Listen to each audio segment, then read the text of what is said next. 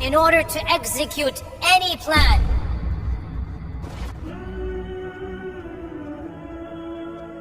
The 5-step prophetic plan.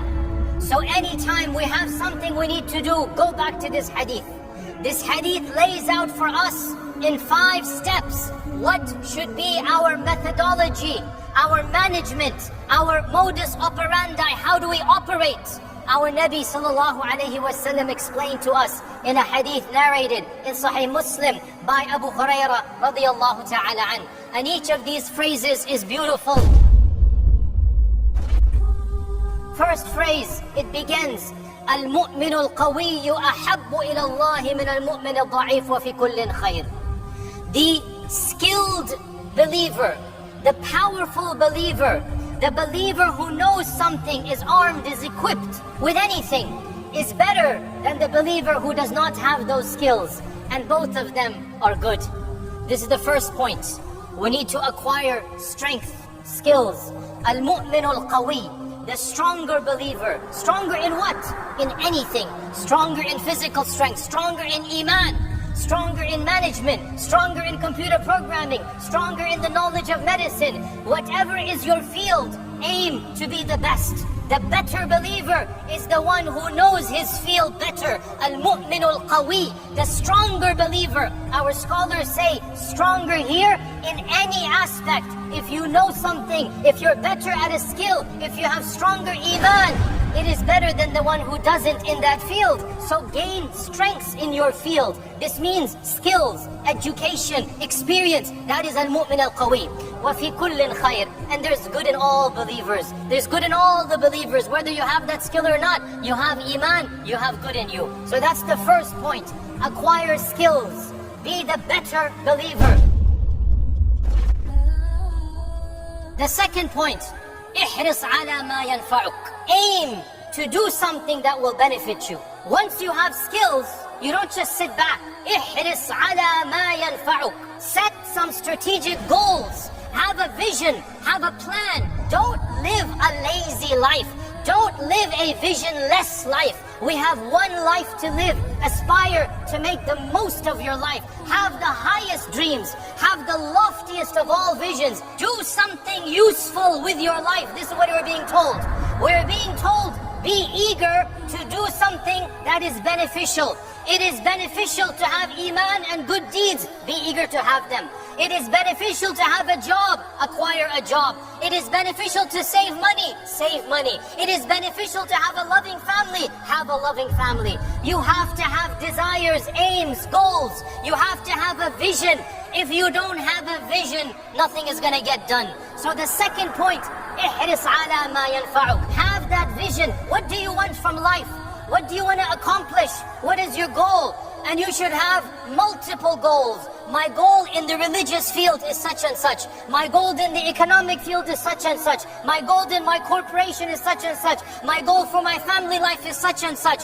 In every field, have a vision, have a plan, have a goal. احرص على ما ينفعك. Number 2.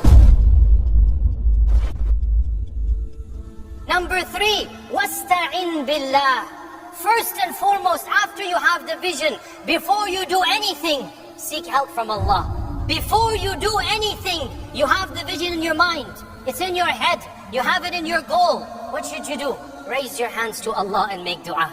استعن بالله. إياك نعبد وإياك نستعين. Raise your hands to Allah. Make dua. Ask Allah. Beg Allah. Tahajjud, dua, dhikr, sadaqah. استعن بالله. Seek the help of Allah. Our scholars say you seek the help first and foremost by praying istikhara for that vision and goal. Pray istikhara. Oh Allah, is this vision good for me? I want to be the CEO of my own company. That's my vision. Pray istikhara. Oh Allah, if it's best for me to be the CEO of my company, make it happen for me. Then make dua to Allah. Always make dua to Allah. Then make it blessed. Make it easy for you. Allow this door to open up. Ista'in billah. That is point number 3. Number 4. Wala ta'jaz. Don't give up. Subhanallah. What a beautiful, beautiful motivation. Don't just throw in the towel. Don't be lazy. Don't just expect miracles to happen without you doing anything. No. once you have the skills, once you have the vision, you've prayed istikhara and made dua to Allah, now you need to put in the sweat and the tears. You need to put in the physical effort. You need to put in plan A. Doesn't work, move on to plan B. Doesn't work, move on to plan C. Never give up. وَلَا تَعْجَزْ. Don't lose hope. Keep on doing it, and then doing it, and then doing it. Keep on trying. Don't give up hope.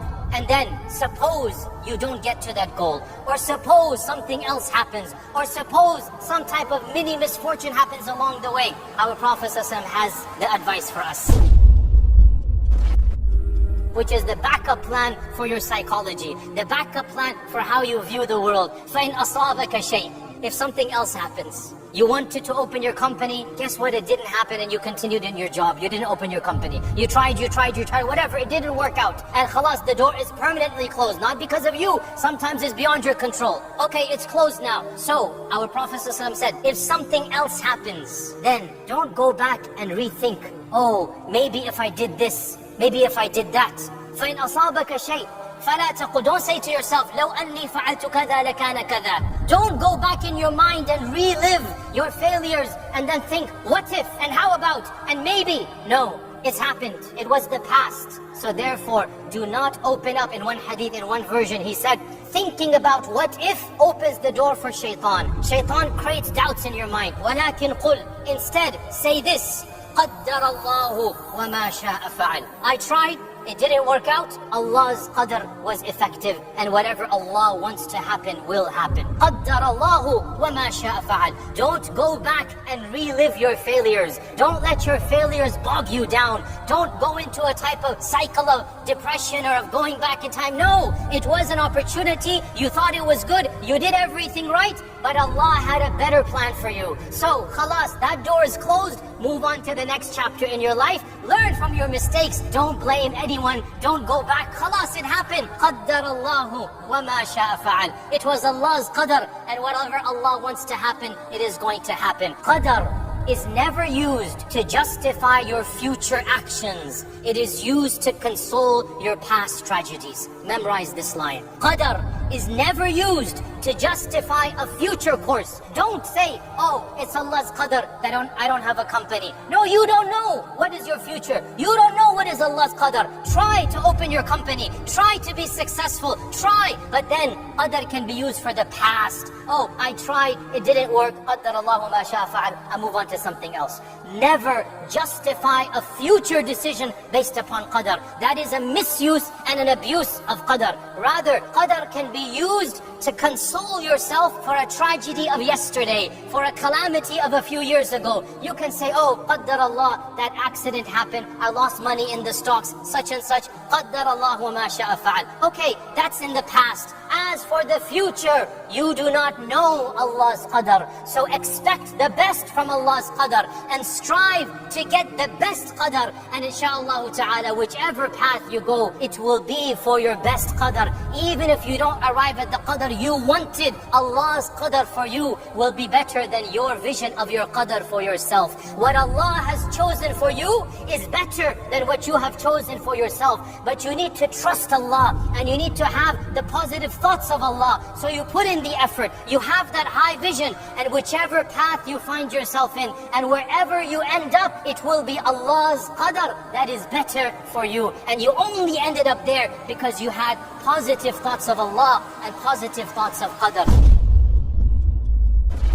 This is the simple 5-step plan. It is the foolproof methodology for our lives, for every aspect, for every facet, for every single arena. Follow these simple 5 steps.